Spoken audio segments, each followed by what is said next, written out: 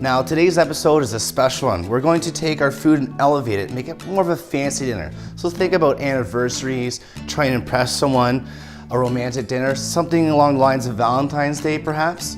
So what we've done is we've gone to Gibraltar Weekend Market and we've gotten a whole bunch of fresh food. We've gone to Jared's Bakery and we've gotten some fresh pastries. We've gone to RC Peanuts and gotten some slivered almonds. We've gone to Gibraltar Meats for some fresh sausage. Gibraltar Bakery has provided us with some onion buns. Gibraltar Fruits and Veggies has given us some wonderful, fresh, local produce. We've gone to Marinade While You Wait and gotten some pre-cooked bacon. Bob's Ultimate Meats has provided us with some beautiful pork loins that have already been butterflied for us. Prospector Foods has provided us with some frozen berries and some Alaskan pollock loins.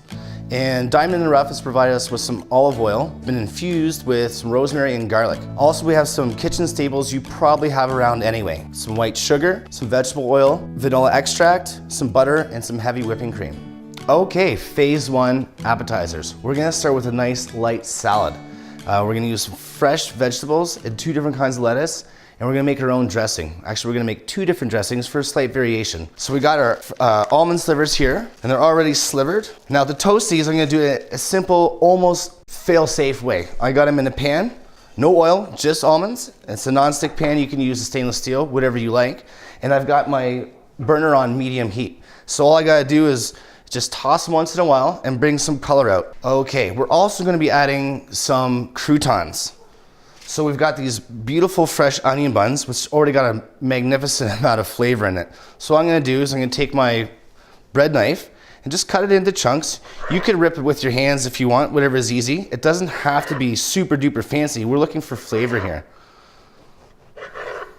Okay, well the important thing with your croutons is to have them all the same size. If you have a small piece of bread and a large piece of bread, they're gonna cook at different times. So very simply, I've cut them all the same size. We're gonna put them in a bowl here. It's got that fresh bread flavor. It's got the onion aroma already. And this is just a simple, easy way to make croutons.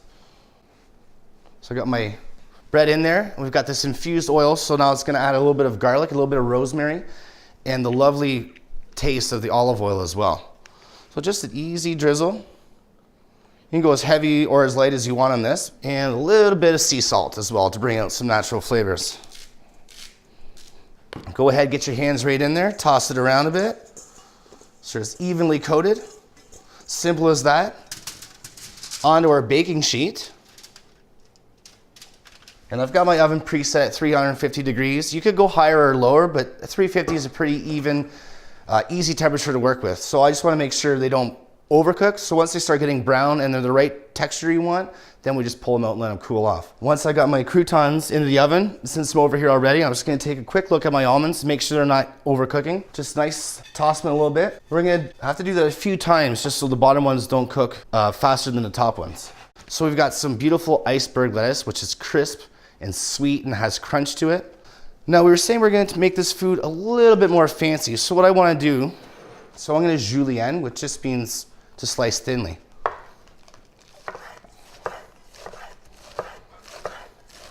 So put a handful, and really it's what you want. Maybe you want more salad and a smaller dinner portion. Now we've gone ahead and got adult spinach. Most people are used to baby spinach these days. Fold it in half and you got this little spine here. Pull it out. Now some people don't like spinach as much as I do. So you could go heavier on your iceberg lettuce and a little bit lighter on your spinach. Okay, so we've gone ahead and picked through our spinach. So all the spines are gone. And I'm gonna julienne this, but here's a quick tip, and this is something that all chefs do. It's called a chiffonade, which is basically gonna pile up my spinach. I'm gonna roll it up like it's fresh herbs. And then I can slice it really thin and get that size I'm looking for. Okay, and to add some contrast to our salad, we got a beautiful red bell pepper.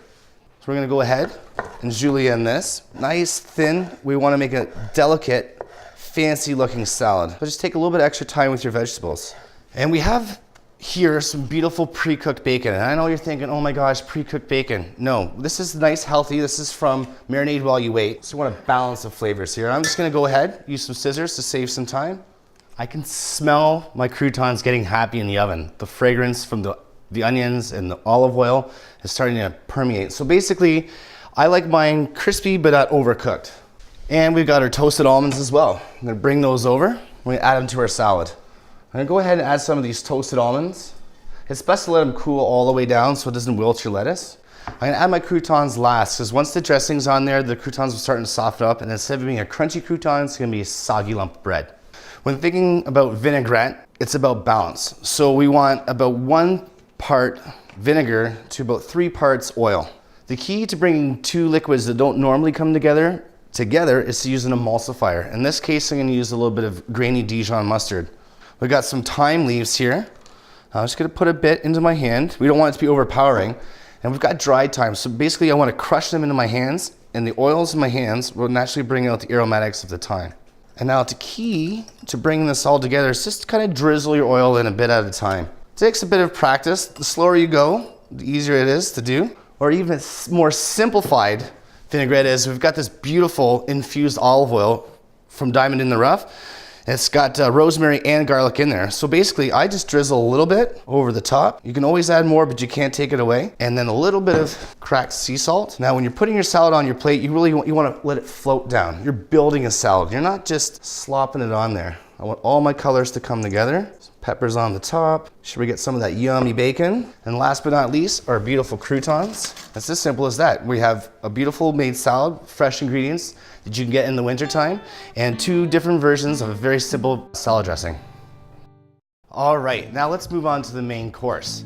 Now, generally speaking, every main course has a protein. Our meat has a starch. In this case, we're gonna use some red potatoes, and it's got a veggie. Potatoes are a great winter fruit because you can pick them, and as long as you keep it in a cool, dark place, you can pretty much get through the entire winter with these. Now, generally, I go about 3, maybe 4 potatoes per person. So I'm gonna make enough for 2 people, so I'm gonna have about 8 or 10 potatoes in there. Simple into the pot. This is an oven-proof pot, so I can put this into my oven, which is set at 350 degrees, without worrying about anything melting or burning. Just a little bit of vegetable oil, drizzle it on there, toss it around a little bit, and just add a little bit of salt. This will bring out natural flavors. And then I just toss them in the oven. I got it set at 350, and basically you want to cook them until they're tender all the way through. And an easy way to test that is to get a butter knife or a paring knife and poke through the middle. If you have no resistance all the way through the potato, they're cooked. This will probably take about 25 minutes at 350. But here we got some wonderful fresh Brussels sprouts.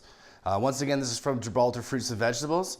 And basically, we've taken the whole stalk and we're gonna pick off the buds. So we're gonna pick off the little buds, and depending on how hungry you are or what you want to do with your plate at the end, you can pick off as many of these as you want. I'm going to go with about 5 per person, so I'm going to take about 10 or 12 off. Now you don't have to do a lot to these Brussels sprouts to get them all cleaned up. Basically, where you've taken them off the plant stem, you take the little bud off the bottom of each of these. Okay, now we've got them de-stemmed. I'm going to cut them in half. I like to get right in there. You want to know what's going on with your food. Make sure they're all having fun. Open them up inside. You can smell it. I mean, it's pungent, it's strong, but they're so good for you. I'm also going to have a little bit of garlic in here. I've smashed a little bit, and I'm just going to chop her down. So we got this lovely sausage here from Gibraltar Meats. I'm just going to slice it down. I want nice, even slices, all about the same. I don't want them too thick because I want them to get nice and crispy, and some of that natural, beautiful fat to come out. This is gonna give us a lot of flavor. Beautiful, so we've got all of our ingredients prepared for our vegetable. Brussels sprouts have been chopped, get some sausage sliced up, and I'm gonna use some butter. We don't need a lot of butter, it's more for flavor, and a lot of the fat is gonna come out of the sausage while we cook it. And once the butter starts melting down, we're gonna toss the sausages in there with some garlic. And once those start getting happy and melding together, then we're gonna add in our Brussels sprouts and brown them off. We got some beautiful green onions. We're gonna use them in 2 different ways. So I just want the white parts of it. I'm gonna take off the bottom, the root, and you can rough chop these. As long as they're all the same size in the frying pan, that's all that really matters. Okay, now we're ready to get all this into the pan. Okay, we have our pan all warmed up, butter's melted. I'm gonna get my Brussels sprouts in there first. And really, once we get stuff into the pan, we don't wanna touch it too much. We wanna get some color on our Brussels sprouts, which are gonna add another level of flavor. I'm trying to get everything all flat into my pan. So I'm gonna crisp up the sausage and the sprouts at the same time. And since I'm over here, I'm gonna put these onions just on top so they don't start cooking right away, at least until we stir it, that is. That's basically what we've got going on there.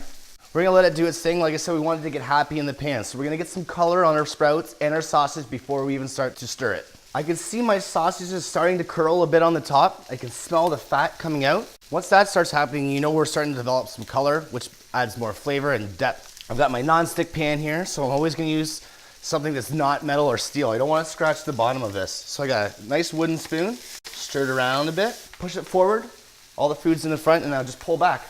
That's it. Once you get confident with that, it's really easy to do.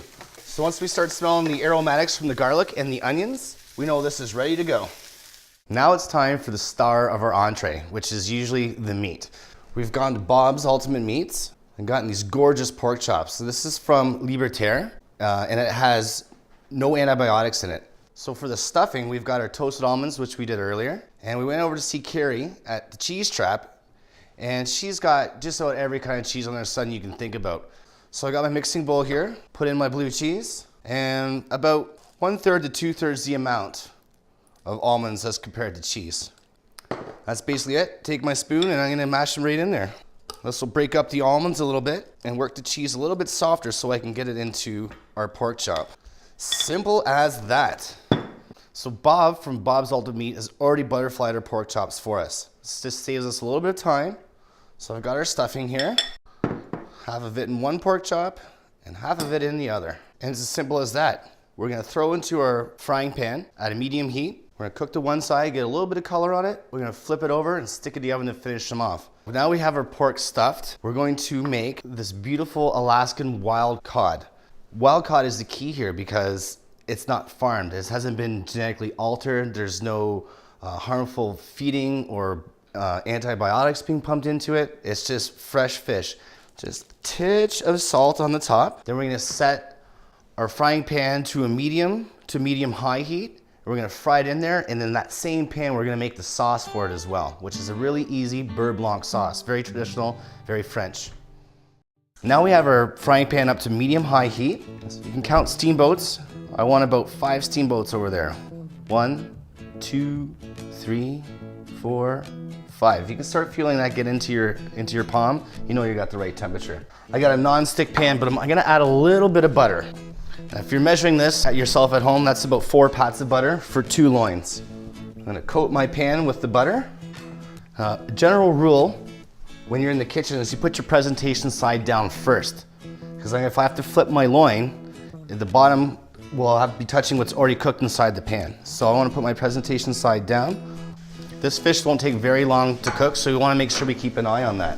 In the meantime, we're gonna get these pork chops going. So I still have my oven set at 350 degrees. The potatoes are in there and they're getting happy as well. So I let my burner get hot first, then I put my pan on. Once the pan is hot, then I know it's good to go.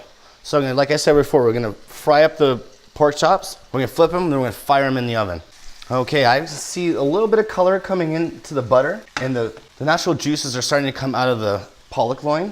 Fish is very delicate, so you don't want to over maneuver this. I just want to flip it once nicely and then just let it do its thing. We're at medium heat, so we're just gonna let the internal temperature of the fish come up to where we want it. An easy way to tell when your fish is cooked, you'll start seeing this natural fat start to soak out, and if you touch it, it's gonna have a nice consistency. It's gonna be firm, but it's gonna have some give to it. You can give it a little squeeze. It's beautiful. I have this plate here. We're just gonna set our fish aside and we're gonna build our sauce right in here. So this is a beurre blanc, very easy, very traditional. So now we're gonna build our sauce. A little bit of green onions, just the tops. I'm gonna try and get it as small as you can on these slices. Really, it's just for flavor and a little bit of color. We've got this garlic here. If you don't feel comfortable smashing garlic with your knife, you could use a fork, you could use a cutting board or a frying pan, you could even use a plate and just squish it down. Then I want my garlic as tiny as I can get it as well. 2 pats of butter this time, and this is gonna go right into our pan. Okay, so butter in first, we're gonna melt that down. And we use all the same utensils we did before because it's all gonna go onto the fish. Now, it's important you don't overcook this butter. If the butter starts to gain a color, it's not the end of the world, but that's not what we're aiming for. My butter starts to melt down. In goes my garlic, my green onions, moving this around a little bit. Now, to finish it off, we're gonna use wine. This is basically the main ingredient of our beurre blanc other than butter. Now, if your butter starts to get colored and you don't want it to, a little bit of water in, or wine rather, or water, will slow it down. The acid from the wine is gonna help us pull all that flavor off of our pan. This white wine just releases it all. And the last thing is a little bit of cream. This basically just helps you stabilize your sauce. Traditionally, a beurre blanc doesn't have cream in it, but we're gonna cheat just so we look like pros at the end of the day. And you'll see when the sauce starts coming together, it gets really happy. If you cook it too long or too hot, it'll start to separate. You can bring that back together with a little bit of cream or a little bit of butter, but we're not gonna overcook it, so we'll have no need to do that. So once I had the sauce where I want it, you can take it off the heat and let it sit, and then when you're ready to plate your dinner, you can warm it up and drizzle it over, which I'll show you in a moment. Now we have our pan to the heat we want. I've got it about a medium-high heat. A little bit of vegetable oil, coat the entire pan. I'm gonna put the pork chops right in. Because I got oil in there, if I put the pork chop towards me and push it away, I don't have any risk of the fat splashing back up on me. You can hear that crispy popping sound. You can see the oil starting to spit. That's the oil and the moisture mixing together, which is why we got that. So you want to be very careful with this. You don't want to get your hands on it. You don't want to put your face near that. The protein naturally will unstick itself from your pan. As the protein starts to cook, it coagulates and rises up. So I'm going to flip these real quickly. A nice golden brown color on the top. And to finish these off, I'm just gonna fire them in the oven, which won't take very long at all. While I'm in the oven, I'm gonna have a quick look at my potatoes. Like I was saying before, how to tell if they're ready. You can use a toothpick or a fork or a paring knife and just put your, whatever utensil you choose, into the center. If it doesn't give anymore, doesn't stop, then you know they're good. These potatoes are perfect. It is really hard to overdo potatoes as long as you don't burn them. Beautiful. Now our pork is finished off in the oven, so I'm going to pull it out. Okay, we just want to check for doneness. An easy way to check, we want our juices running clear, and if we take a look at this pork, we can still see it's very pink, and the juices aren't running clear in the center, so it just needs a little bit more time in the oven. Simple as that to check your pork. Now our pork is finished. Let's pull it out of the oven. We've got it up to medium, which is where we want it. The juices have run clear. If you're gonna use an internal thermometer to measure your pork, you probably want about 165. A common mistake most people make is when you're done cooking your meat, they don't let it rest. So what we wanna do is pull it out of the pan and let it rest. What happens when the meat rests is that all the juices that are going around in the meat are gonna go back into the muscle, and when you cut it open, all that beautiful juice and flavor is not gonna run out. So we have our pan here. So while we're letting the pork rest, we're gonna build a sauce in here. I got my burner on medium heat, medium high, some button mushrooms from Gibraltar Fruits and Veggies, which I've already sliced, and I got 2 pats of butter.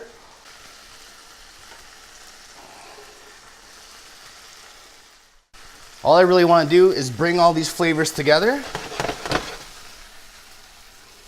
Once the butter melts itself down, we're gonna add a little bit of cream, bring it all together. Using heavy cream, which is a lot easier to work with, so it doesn't split. Since we're using the same pan we cooked our pork in, some of the cheese has oozed out the side, and there's natural salts occurring into that cheese, so we don't have to worry about adding any salt or pepper to this. You can see the cream starting to bubble up there. So basically all I'm doing is reducing it, and reducing means taking out some of the moisture. So by letting the water come out of this cream, it's gonna thicken our sauce naturally without adding flour or anything like that to it. And when it starts to coat your pan really nicely, then you know it's done. You can also do the nappe test, whereas you can stick in a spoon, let it run down, and if you can draw your finger through that and it holds its shape, that's nappe consistency, which just means the right consistency for your sauce. So now that sauce is doing its thing, reducing just a bit. I'm going to warm up our sauce we made for our fish. Got some natural heat coming up through our sauce. Take our loins and just place them in there. Be very delicate with your fish, of course. If we just take a little bit of time and use some finesse, we can take what's this wonderful meal from plain Jane to super awesome. So we've got our potatoes here roasted in the oven, nice and simple. I'm gonna squish them down a little bit on the plate. Now for our vegetables here, so we got this wonderful plate with the Brussels sprouts and the onions and the sausage. We're gonna get this into the middle of our potatoes. And see all those beautiful colors that came out from our pan. So we have our beautiful pork chops here, The color is where we want it. The juices relax and settle back into the meat. So I'm gonna take one of these guys, put it up on top. Our mushroom cream sauce. We have our beautiful Alaskan loins here. I'm just bringing the sauce back together. And the final thing for our fish here is a little bit of lemon. I'm gonna roll it on my cutting board to get the juice released inside. Slice her down. I cup my hands so I don't get any seeds on there. Lemon seeds are very bitter. And this little bit of lemon will just help bring the flavors of the fish and the sauce back out. Now it's time for the dessert portion of our dinner. What we've done is gone to Jared's Bakery, Gibraltar Market, and we've gotten two distinctly different desserts. We have a cinnamon roll, which is always a big hit. And we have the Death by Chocolate cheesecake, which is really 3 chocolates all in this one beautiful masterpiece. So we've got some frozen raspberries. So we've got this beautiful bag here. It's a whole kilogram. We don't need them all. I got my raspberries into my pot. Add a little bit of sugar. I want the tartness to shine through. You can always add more sugar, like we say, but you can't take it out. So that's about 2 teaspoons of sugar. And then simply some water in there. Put it on the stovetop at high heat, and we're gonna cook it just so it breaks down the molecular structure of the berry. We don't want to overcook it. We don't need to really cook it. We just want to be able to break it down and have the sugar melt inside to it. While we're waiting for raspberries to come up to temperature, we're going to make crème chantilly, which is basically whipped cream. Now, traditionally, crème chantilly is basically sugar, cream, and a little bit of vanilla. And a little bit of vanilla goes a long way. So we just need a drop. So I got a cold bowl, cold cream, and then a little bit of sugar, and then just want to keep whisking. If I go back and forth like this, every time I move, I'm actually getting 2 movements out of my whisk. And then just keep whisking until you get what we call a soft peak. Now we have to go back to our raspberries. They've been cooked through, brought the sugar and the water together. So there it is, raspberries, sugar and water, that's it. We want to blitz this up. If you have a hand blender, that's great. Use a Cuisinart. And I'm gonna put the raspberry sauce we made through a sieve so I can take out the seeds. I'm just gonna use a rubber spatula, push through my sauce. Since we're trying to make this sauce a little bit more fancy for a romantic dinner, we're just taking our sauce to the next level. Now we have our raspberry sauce to the consistency I want. If you take a look, it's thickened up to the nappe consistency we want. So we have this wonderful cinnamon roll, and simply all I've done is pull it apart a little bit to create some space. I'll use some of our raspberry sauce, put it down first. I'll work it around to the edges of my plate. Our cinnamon roll into the middle. And our beautiful whipped cream, which we made earlier. This is something called a quenelle. So you just need 2 spoons, and you just simply turn your whipped cream a few times. Dollop it right on the top. And as people cut into their cinnamon roll, the whipped cream will ooze down into the sides, and it'll mix together with your raspberry sauce. And now we have our chocolate cake. Having the sauce this thick allows you to get that effect of having it plated professionally. And once again, just a little quenelle. And there you have it.